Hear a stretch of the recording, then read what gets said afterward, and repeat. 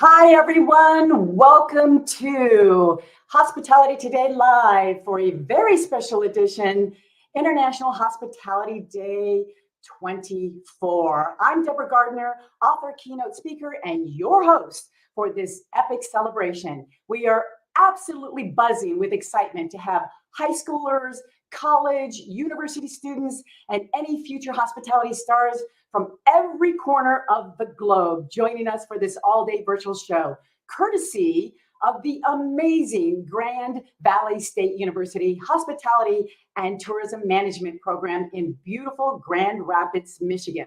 Now, today we have the opportunity to talk with a variety of top, and I mean top industry leaders. And now we have the ultimate pleasure for you to meet the one and only Geoff Freeman, President and CEO at the U.S. Travel Association. Now, Geoff is a University of California, Berkeley grad, a golf enthusiast, and despite his Green Bay Packers fandom, he's proudly to be rocking the GVS blue today. Let's crank up the excitement with insights from a true pro. So get ready to welcome Geoff Freeman.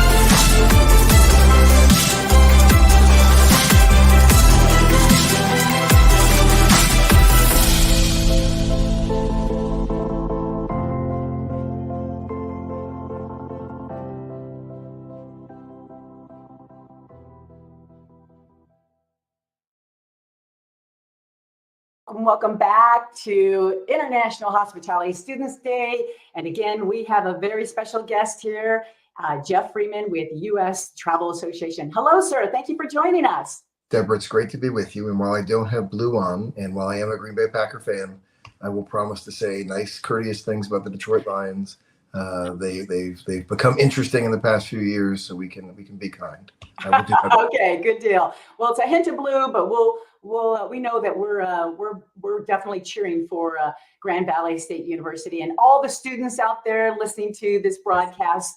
I was so excited about having you on. I even wore perfume. So I love the fact that you were here as we've got busy things going on because, the world is changing. There's so much going on. So we just had a few questions to ask you. And with your background in associations like U.S. Travel and the past gigs in like consumer brands and gaming, and let me clarify for the students, the kind like maybe casinos, not video controllers. Yep. How did you end up in this profession and what was your journey like to get here? Well, first of all, a big thank you to Grand Valley State for making this possible. Love the investment they're making in students and growing the hospitality profession. I went, as you mentioned, to the University of California. I've been in Washington 27 years, which is hard to believe. I'm feeling older by the minute. What's wonderful about a place like Washington is there is no shortage of opportunities, and there were opportunities that I never knew existed when I was coming out of college. I found the association industry. Most people don't know what the heck that is, but I started in the health insurance industry with an association that represented all of the health insurance companies, and our job was to advance the interests of that industry. I thought it was phenomenal, the ability not to work for one company, but to look out for an industry. How do we help this industry grow? How do we protect this industry? How do we do for an industry what no individual company is incentivized to do for the industry? We have a unique role. That led me to go into other industries, a stint obviously in the travel industry before I led the gaming industry, and we legalized or at least removed the federal ban on sports betting in the United States, a longer stint in the consumer packaged goods industry throughout the COVID pandemic, where we had to manage massive supply chain issues, and then an opportunity to return to the travel industry, where we've done things like create the TSA PreCheck program, create Brand USA, the ability in these associations to drive change, to really do, as I said, what no individual company is incentivized to do, to me is richly rewarding, and I have loved this career, every minute of it.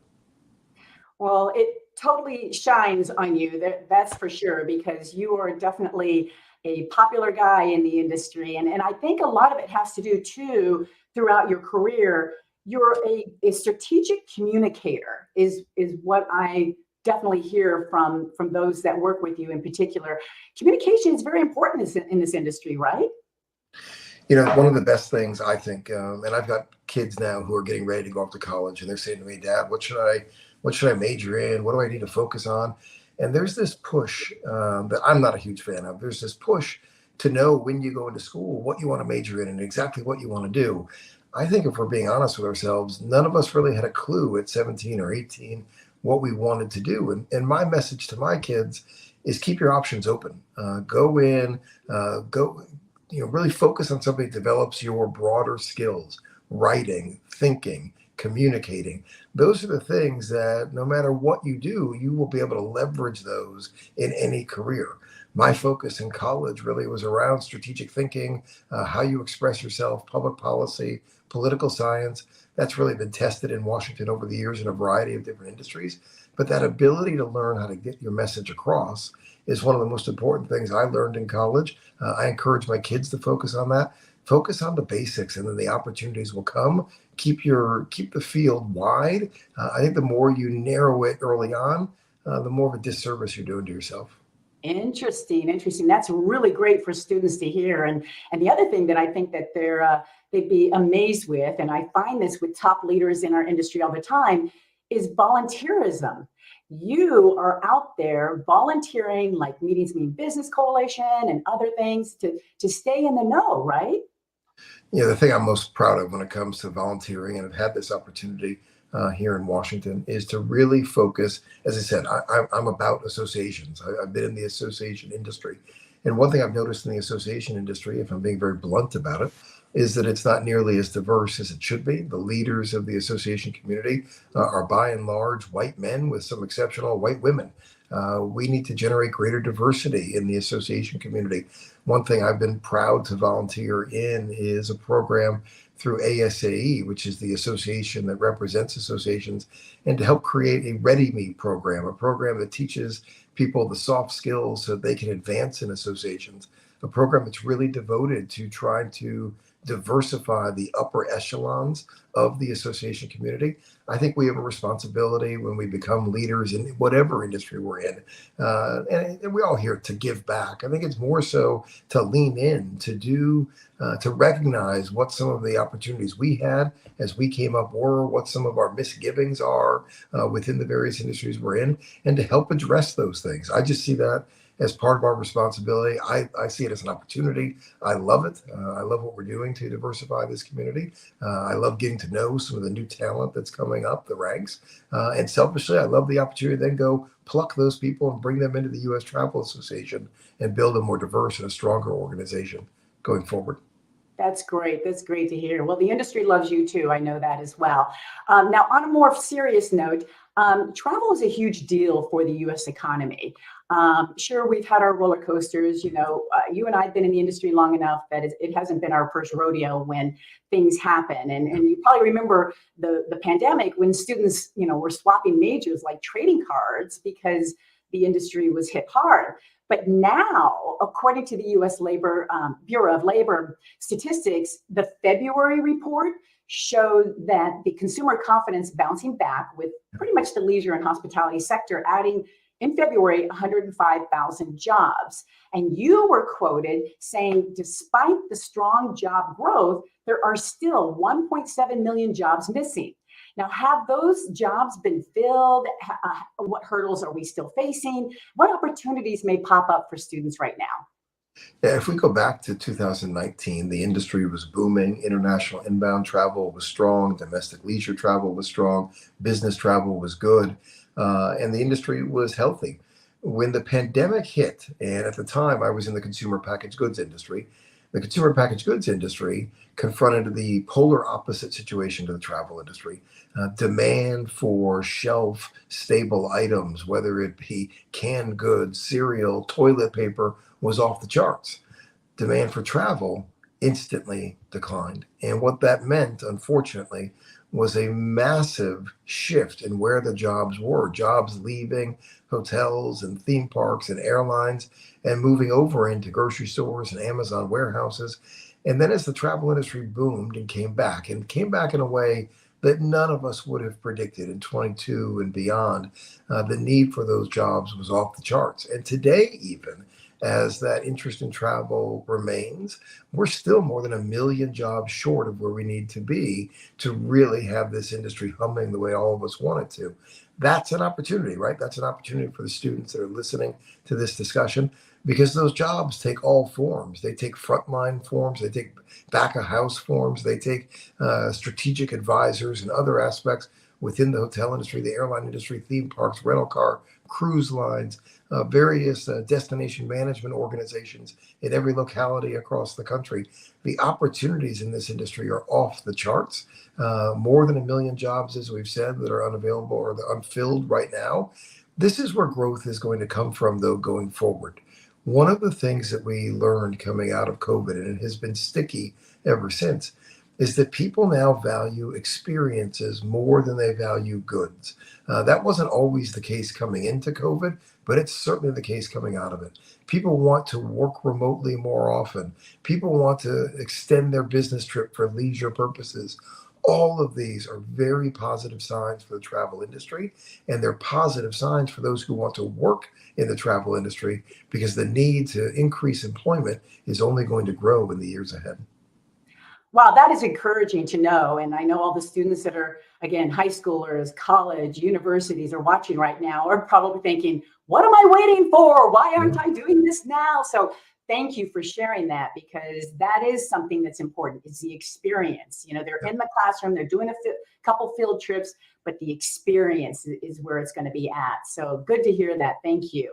Now, as a fellow sports enthusiast, my Arizona Cardinals, your Green Bay Packers, but the Paris Olympic Games experienced 11.2 million visitors. And there was a big showing in day trips, just from around the metropolitan areas of Paris and the country of France. Overnight stays accounted for more than 55% from countries like the US, Germany, and UK. So it got me thinking, what major sporting events are going to be hitting the US in the next decade? And how can we prepare and get ready to roll out the red carpet for all of these types of visitors, domestically and internationally? Yeah, I will focus on your question about sporting events, but I have to make the point that it's broader than sporting events. There's a newfound connection between live events and travel. And you need look no further than Taylor Swift. What she has done, right, in every destination that she has gone through to bring travelers in. My own wife and youngest daughter are heading to New Orleans soon for the Taylor Swift concert down there, right? The interest now in traveling for live events is off the charts. According to Live Nation, who we're working with more closely, more than 30% of attendees at live music events right now have traveled from outside that destination. That is substantially greater than it was before the pandemic. That means hotel stays, it means rental car rentals, it means everything that keeps the travel industry booming. Obviously, sporting events are great examples of that, whether it be the Olympics, the Super Bowl, the World Cup, whatever it may be. We're seeing an increased desire for experiences. Like I talked about in your last question, people really value experiences today over goods. We will see that as the World Cup comes to the United States in 26, the Summer Olympics to Los Angeles in 28. I believe the Winter Olympics are now going to be in Salt Lake City in 2034. All of these are going to be really, really big drivers of interest in coming to the United States. We estimate that the World Cup alone will attract 8 million visitors. If we do what we need to do to make sure we can get those visitors into the country. Right now, if you are in Colombia and you want to see your country participate in the 2026 World Cup, if you don't have a visa today, you're probably not getting one. The wait times to get an interview for a visa in Colombia are over 700 days. India is over 500 days. Other countries around the world, 200, 300, 400 days. All of this is a message from our country to these people to go somewhere else. And that's not the message we can be sending if we really want to maximize the opportunity of these live sporting events. If we really want to maximize the opportunities inherent in the travel economy, we need to make it easier for legal visitors to come into the country. And when I say easier, I don't mean lower our standards. I mean increase our efficiency, put the right staff in place, put the right technologies in place, be serious about welcoming visitors, reduce visa wait times, improve the customs experience, let these travelers know that we want their business. Right now, we've got some real hurdles in place, and that's what U.S. travel is setting out to address. Great points, and you're absolutely right. Live events are, and they're so much fun. Students can be working, like you said earlier, hotels, restaurants, rental cars, but they also could be ending up working at those events as well. The experience is just, the opportunity for that is just mind blowing to me. And starting right now, like you mentioned, is the key. If you don't even know if the hospitality industry is for you or not. But if you're interested in travel, interested in live events, give it a try and see what happens. You most likely will never leave. Thank you for not taking the bait on Taylor Swift and turning this into a Taylor discussion. So I appreciate it. Exactly. Well, you'll never know who's going to be next in line Right. to take her place, and there will be somebody for sure. Now, I was talking to a student the other day, and we were talking, and the word bleisure travel came up. Can you explain what that is, and how do the students evolve around this type of bleisure travel world as well? Yeah, and in fact, I'm guilty of it. And I think most of us are now. I think in the past, if we look at pre-pandemic, the typical trend was to go on your business trip, fly to whatever destination you had to go to, and then fly home as quickly as you could. That's what we all did. That was common, and it helped support whether it was the shuttles from DC or Boston to New York, various areas around the country, San Francisco to LA, and vice versa. It was all focused on that individual business traveler who wanted to go back and forth. What we're seeing more often now, much more often now, is travelers extending their stay, whether on the front end or on the back end, with other family members and turning that business trip into a leisure trip. What that means for hotels is business travelers who used to check out on Thursday are now checking out on Sunday. They're seeing people coming in on Mondays in ways that they didn't used to in the past. It's completely turned the hotel calendar, the destination calendar, because travelers are willing to extend their experiences. They can work remotely from wherever they might be and then enjoy the weekend. That is a massive shift for the travel industry. It creates enormous new opportunities. The industry is only now trying to get its arms around what does it mean? How do we take advantage of this? How do we market differently? How do we staff differently? Those are all questions that need to be considered. Just because the system has shifted from what it had been for decades leading into the pandemic. I, for one, think it's exciting. In fact, we think it's so exciting that we've said to our team at the U.S. Travel Association, we've got a staff of about 70, we've given people remote second half of August. So for the 2 weeks here, from now up until Labor Day, our team is working remotely because we've learned that this is possible, that we can be productive. Sometimes you can wear flip-flops and still get things done. That's the opportunity with bleisure. It's a newfound opportunity for the industry to find the right balance between needing to be in the office. And let me be clear, we do need to be in the office. There are great things that happen when working side by side with our colleagues, but also finding times to be a little bit more flexible, give people the ability to work in a relaxed environment. That's what we're doing as an organization. That's what hotels are doing. That's what destinations are doing. And it's exciting for the industry. Wow, you're absolutely right. It really certainly has picked up. It's a new term in the industry, semi for us, but it definitely is for the students to understand and know that work-life balance is a focus for the health and wellness part of our industry more than ever. And so I'm glad to see that that's the case. Now I've got the toughest question for you now. Those were probably easy questions, but here's the toughest one. And the students are going to want to know this. What would you have wished you knew as a student? What kind of advice would you give them? I go back to one of the points I was making before. I wish I knew that I've got plenty of time to figure it out. I wish I knew that whatever the careers are that we're talking about at school, there are exponentially more out there when your eyes kind of open up when you get into the marketplace. So I guess, what I'd sum it up is be patient. Be patient to figure out what's right for you. You don't need to be pushed into making decisions too early. Keep your options open. You may not figure out what's right for you until you're 30 or 40 or 50. Who knows? But the more you can keep your options open, I think the better off you are. What does that mean when I say keep your options open? Focus on the key skills. Focus. We talked earlier about the ability to communicate. If you can communicate, you've got a head start. Too many people aren't very good writers. Too many people struggle to get their ideas across. Too many people are afraid to speak up and express their point of view. If you can really focus on those skills, gaining the confidence to be a good communicator, gaining the confidence to be a critical thinker, to put yourself in tough situations. This is something we talk about all the time.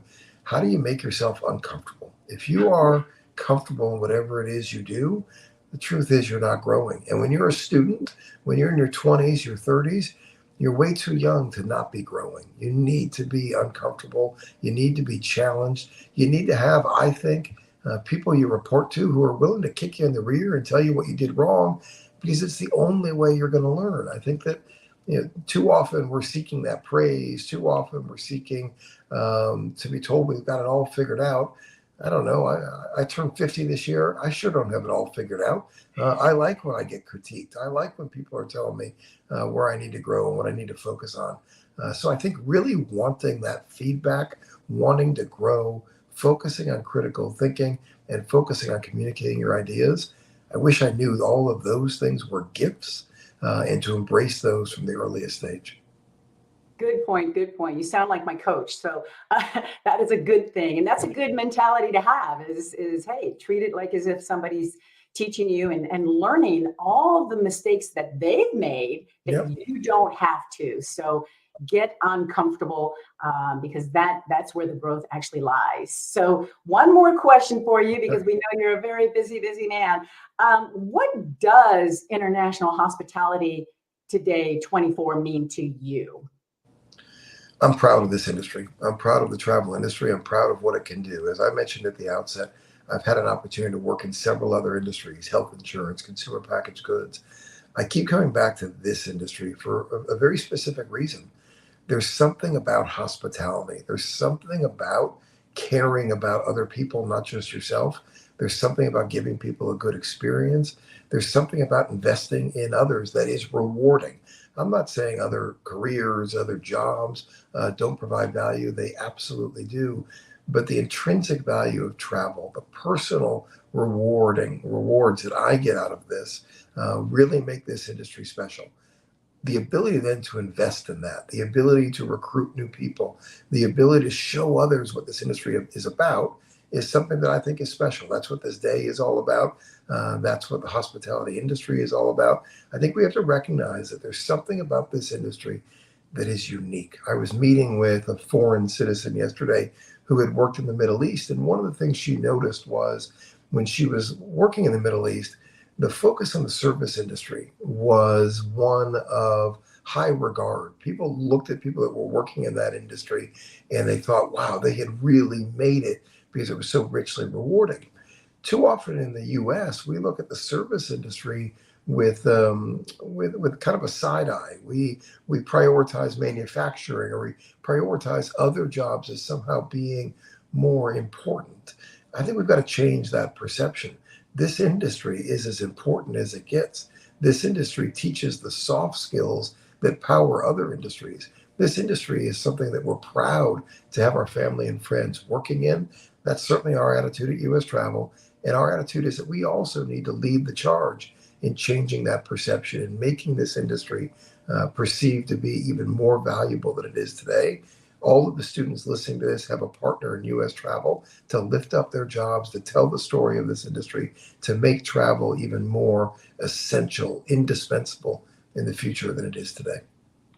I couldn't have said it any better. That was definitely what students really want to hear, especially from the president and CEO of U.S. Travel.